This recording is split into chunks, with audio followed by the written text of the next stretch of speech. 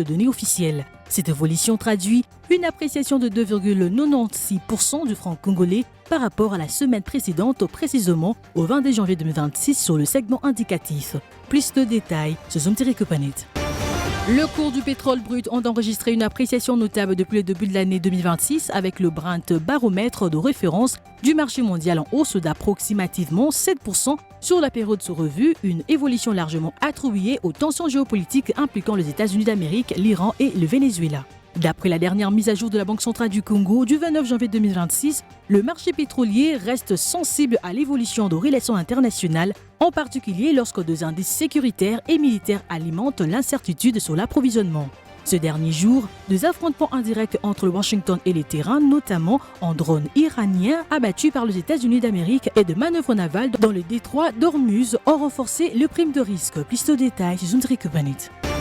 Le Fonds de garantie de l'entrepreneuriat au Congo a bénéficié le vendredi 30 janvier 2026 d'une donation privée d'un montant d'$1 million américain destiné à soutenir l'entrepreneuriat de jeunes et de femmes en République démocratique du Congo. Ces soutiens, dont le protocole d'accord a été signé en présence du président du conseil d'administration, du FOGEC et du représentant du ministère de Petites et Moyennes Entreprises, marquent un tournant décisif dans le renforcement des mécanismes d'appui à l'entrepreneuriat, en particulier au bénéfice de jeunes et femmes, en parfaite cohérence avec la vision et les orientations du chef de l'État congolais.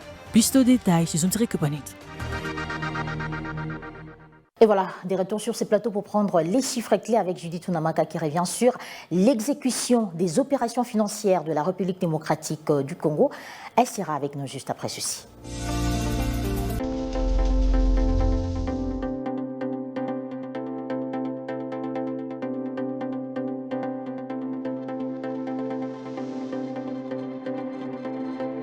Judith Unamaka, bienvenue. Merci Juvette. Avant d'aborder la thématique du jour, dites-nous comment se comportent les taux d'échange en RDC. Concernant le taux de change actuellement en RDC, commençons par l'officiel où $1 vaut 2175 francs. CFA se change à 3,91 centimes et 1 euro s'aliène à 2567 francs congolais. Parlant à présent du marché parallèle, nous avons pointé particulièrement ma campagne et dans ce lieu, $1 vaut 2250 francs, un franc CFA se change à 3,95 centimes et 1 euro vaut 2570 francs congolais. Et quelles sont les prévisions budgétaires pour l'exercice 2026 en ce qui concerne les recettes et les dépenses? Voilà, les prévisions budgétaires de l'exercice 2026 indiquent les recettes et les dépenses en équilibre de 54 335,8 milliards de francs congolais. On le note, soit un accroissement de 7,2% par rapport à son niveau de la loi de finances de l'exercice rectificatif 2025, chiffré à hauteur de 50 691,8 milliards de francs congolais au courant de cette période. Alors que dire de l'exécution des opérations financières de l'État congolais au 22 janvier 2026? L'exécution des opérations financières de l'État au 22 janvier 2026, voilà, au cours de la période sous examen, la situation financière de l'État renseigne des recettes de 1310,3 milliards de francs congolais et la contribution de chacune des régies financières se présente comme suite. La DGRAT a contribué à 9%, soit 123,1 milliards de francs congolais, la DGDA à 26%, soit un encaissement de 340,2 milliards de francs congolais et la DGI a contribué à 65%, soit 846,9 milliards de francs congolais collectés au courant de cette période. Qu'en est-il alors de l'évolution des dépenses publiques? L'évolution des dépenses publiques se présente comme suit. Ils se sont établis à 1928,6 milliards de francs congolais et les décaissements ont principalement concerné les rubriques suivantes, les frais de fonctionnement des institutions et ministères, soit 1195,5 milliards de francs congolais, les rémunérations des agents et fonctionnaires de l'État ont coûté 157,5 milliards de francs congolais, les rétrocessions aux provinces et entités territoriales décentralisées ont coûté 140,0 milliards de francs congolais. Merci à vous Judith pour ces détails chiffrés. Merci à vous Juvette, c'était un plaisir. Prenons à présent le dossier du jour avec Guy Chungou qui sera avec nous sur ces plateaux pour nous parler de la desserte en électricité en République démocratique du Congo. Il fera son entrée juste après ces transitions.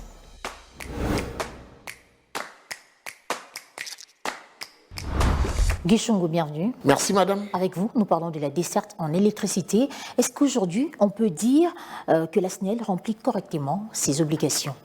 Alors, la SNEL est-elle en train de remplir correctement ses obligations? C'est une question ouverte qui nous amènera à une réponse un peu plus large, parce qu'aujourd'hui, on doit dire, comparativement aux années précédentes, la SNEL est en train de renaître de ses cendres, puisque cette société publique qui hier était appelée à assurer l'électricité à la population a connu des problèmes sérieux au point où les solutions ont tardé à venir.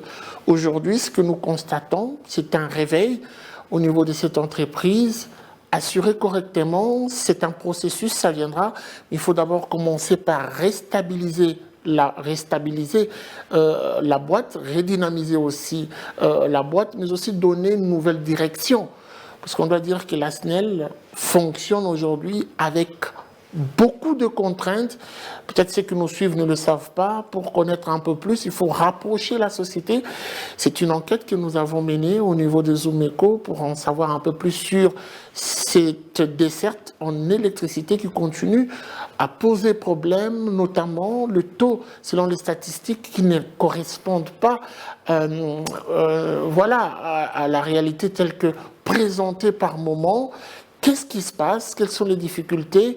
Nous sommes dit pourquoi ne pas aller vers la SNEL, et cette démarche nous a permis de mieux comprendre un peu comment fonctionne la boîte. Et donc, pour revenir à la question, oui, la SNEL se bat à se réveiller, se remettre sur ses deux pieds, mais le fonctionnement ou sa fonctionnalité tel qu'attendu par la population, ça viendra, mais il faudra un peu de temps, question d'ajuster un peu certains tirs. L'entreprise est-elle dans les conditions de fonctionner normalement? Est-ce que la SNEL a-t-il le moyen pour être à même de desservir la capitale Kinshasa ou l'ensemble du territoire national? Je dirais non. Non, parce qu'elle est butée, je l'ai dit, à des contraintes qui seront peut-être définies ici, des contraintes d'ordre général. Les contraintes? Alors, la première contrainte majeure, je vais vous permettre de vous ramener dans la petite histoire, c'est ce barrage Inga 1 construit pour une capacité de 351 MW. Il a été construit vers les années 1965 et 67, ça fait 2 ans à peu près, mis en service en 1971-72. Ce barrage a été construit pour une population à cette époque estimée à 1,2 million ou carrément 2 millions d'habitants. Alors aujourd'hui, la RDC a gardé le même barrage avec une population qui a pratiquement explosé de 1,2 million ou 2 millions à 18 millions d'habitants. Vous pouvez vous rendre compte, ce qui impacte sensiblement sur la production de l'énergie électrique. C'est une contrainte majeure. Une autre contrainte, ce sont les lotissements anarchiques. Aujourd'hui, avec ces lotissements anarchiques, les gens ont construit partout, sauf là où ils doivent construire. Vous verrez certaines maisons poussées sur des chemins de câbles. Et donc, l'État congolais, en lotissant certains privés, n'a pas tenu compte de ces chemins de câbles. Et aujourd'hui, toutes ces maisons empêchent la Société nationale d'électricité de mieux desservir la population. Je vais me lancer dans un exemple très simple. Lorsqu'aujourd'hui, vous voulez dépanner un court-circuit, par exemple, dans un quartier de la ville-province de Kinshasa, prenons Lingwala, vous vous permettez d'identifier la panne, puisque la SNEL a un réseau qui travaille sur notamment le repérage des différentes pannes.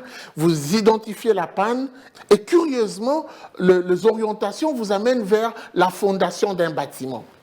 Et une autre contrainte, c'est notamment toutes ces personnes propriétaires de ces maisons. Vous allez demander à un général, un colonel, à un député ou je ne sais pas moi qui, de détruire sa maison, de casser, simplement parce qu'il faut dépanner. Et il y a des câbles comme ça qui sont restés 10 ans, 20 ans, 30 ans dans une situation de délabrement, simplement parce que la SNEL ne sait pas atteindre le niveau du câble pour faire ces dépannages.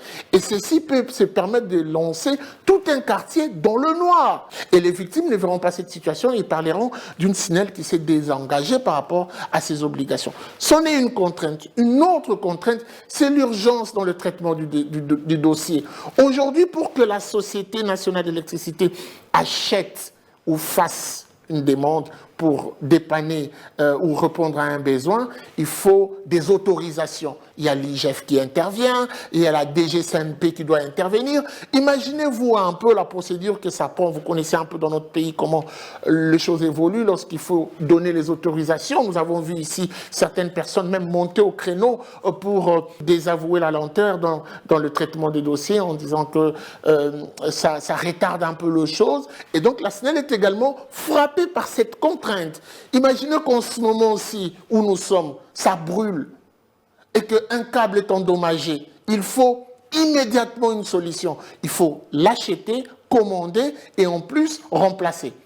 Mais pour que la SNEL intervienne, il faut avant tout des autorisations pour faire cet achat. Il faut saisir, justifier la raison, saisir les structures compétentes qui doivent donner les autorisations pour que le fonds sorte.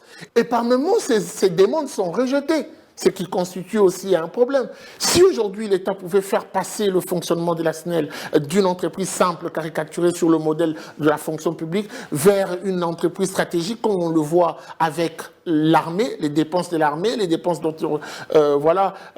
secteur stratégique de l'État, beaucoup de questions et beaucoup de problèmes seront résolus. Parce que quand il faut intervenir, on ne doit pas toujours dépendre des autorisations qui parfois ralentissent la machine. Alors, au-delà d'être une société qui est appelée à desservir l'énergie électrique, un devoir constitutionnel, la SNEL a aussi le devoir de vendre son produit.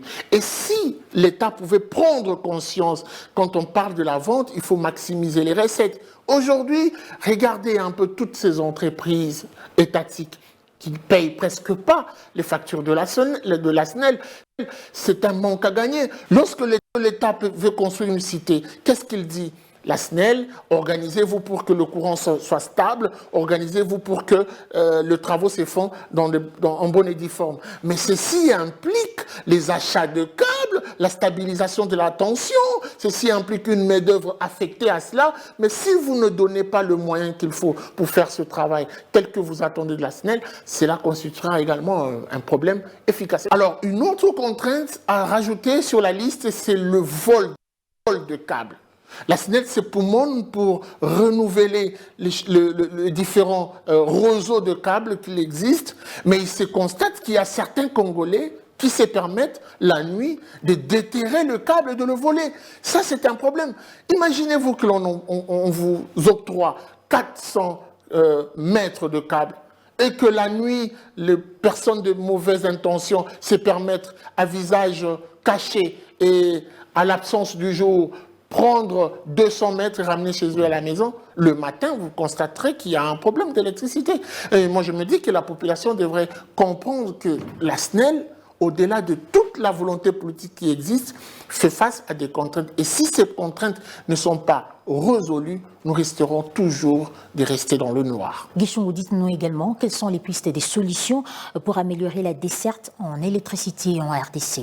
Pour moi, les pistes de solutions, c'est avant tout multiplier les barrages. Nous avons passé plus de 40 ans sans pour autant réfléchir, ne serait-ce à créer des petites unités de production. Si seulement, à cette époque-là, on pouvait à chaque année produire ou construire un seul barrage, même de faible capacité, aujourd'hui, on n'aurait plus ce problème de production d'électricité. Regardez aujourd'hui la RDC qui, vers les années 71, 72, 1971, 72, produisait et même vendait le courant à l'extérieur vers certains de ses partenaires. Aujourd'hui, importe le courant. Nous importons en Angola, nous importons également en Zambie, c'est déjà un véritable problème. Donc l'État doit se lancer dans une sorte de renouvellement du schéma de production en mettant en place une stratégie de relance des petites unités de production, si par relance, de construction de petites unités de production qui pourront, je parle des barrages, qui pourront renforcer Inga 1 qui est déjà assez vieux et qui pourra aussi augmenter la capacité en termes de production de l'énergie électrique. Merci d'avoir répondu à toutes nos questions. Merci, madame. Dans le même registre, le directeur général de la SNEL, Teddy Luamba, s'est rendu chez le ministre de la Justice, Guillaume Gueffa, pour défendre avec fermeté et responsabilité les intérêts de la Société nationale d'électricité. Au cœur de cet échange, un état des lieux sans complaisance, des infrastructures attaquées, des contentieux judiciaires à répétition et une entreprise publique mise à rude épreuve dans sa mission de service à la population. Pour l'ingénieur Teddy Luamba, les silences n'étaient plus une option. Saisir l'autorité judiciaire devenait une nécessité afin d'exposer les défis majeurs auxquels la SNEL fait face et de solliciter des orientations claires, notamment dans le cadre des audiences foraines en cours. En réponse, le ministre de la Justice a réaffirmé l'engagement total de son ministère à accompagner la SNEL sur les chemins du redressement, un soutien inscrit dans la vision du président de la République, Félix Antoine Tshisekedi Tshilombo, restaurer l'autorité de l'État, protéger les biens publics et améliorer durablement les services essentiels offerts au peuple congolais. Nous y reviendrons avec force et détails dans nos prochaines éditions. Et puis cette information, le comité de pilotage adjoint a tenu jeudi 5 février 2026 à Washington sa réunion inaugurale dans le cadre de la mise en œuvre de l'accord des partenariats stratégiques conclu entre la République démocratique du Congo et les États-Unis d'Amérique. Objectif, transformer les engagements politiques en actions concrètes pour l'économie réelle. À présent, à cette rencontre, en sa qualité de coprésident pour la partie congolaise, le vice-premier ministre en charge de l'économie nationale, Daniel Mukoko Samba, a insisté sur le rôle central de ce comité de pilotage adjoint qu'il considère comme un instrument pour garantir une mise en œuvre progressive et efficace de l'accord stratégique. Suivez les détails dans ce reportage.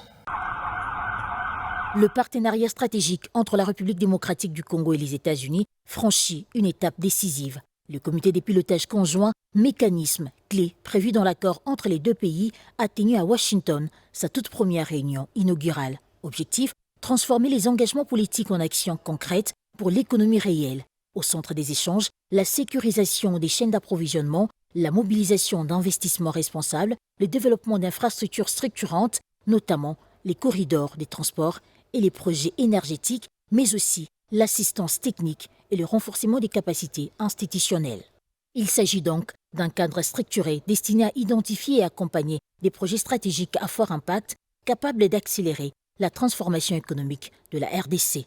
La partie américaine a salué les efforts des autorités congolaises pour une gestion responsable des ressources naturelles et l'amélioration du climat des affaires.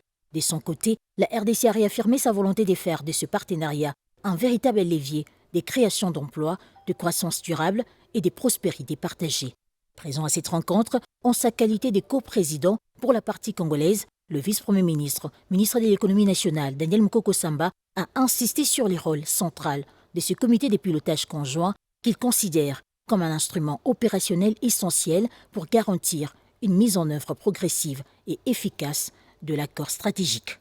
À l'issue des travaux, les deux parties ont convenu de maintenir un dialogue régulier et de poursuivre les travaux techniques afin d'aboutir à des résultats tangibles pour les populations des deux pays. Cette réunion marque ainsi le passage du cadre politique de terrain opérationnel avec une approche fondée sur la confiance, le pragmatisme et les résultats. Les 10 comités de pilotage conjoints est composé des 10 membres, 5 pour chaque partie, avec comme tête une coprésidence de 2 membres, le président de chacune des parties. Suivez-moi tout le jour à travers Zoom Wende sur Zoom Eco Live. Abonnez-vous sur notre chaîne YouTube. Zoom Eco Live, la référence de l'actualité économique en RDC. Pour ce nouveau numéro, Zoom Wende nous amène faire un tour dans certains marchés de la capitale. Question de faire le constat sur les prix des épices, herbes et aromatiques cultivées en RDC. Et ce sera avec Naomi Kane.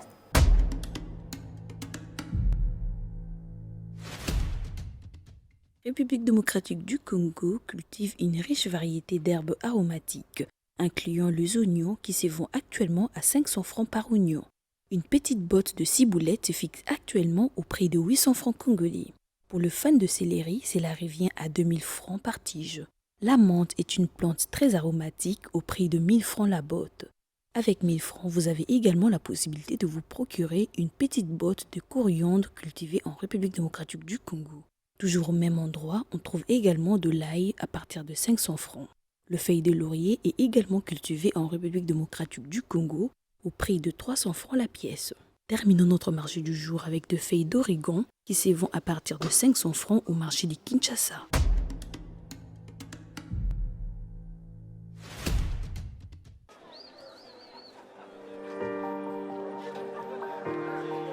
Dans les détails du marché, nous avons appris à vous connaître, à vous comprendre et vous apporter plus de lumière. Désormais, avec vous, c'est parti pour un voyage de rêve vers une destination meilleure. Ensemble, découvrons le civisme fiscal et la bonne gouvernance dans la gestion de la Res Publica grâce au décryptage de l'actualité économique du pays avec des chiffres clés. Avec une équipe de professionnels, découvrez le quotidien des Congolais en exclusivité à travers des dossiers et analyses approfondies. Zoom Eco TV, la référence de l'actualité économique en RDC. Vous avez certainement compris que c'est la fin de ce magazine Zoom Eco Live consacré essentiellement à l'actualité économique. Mesdames et messieurs, merci d'avoir été avec nous.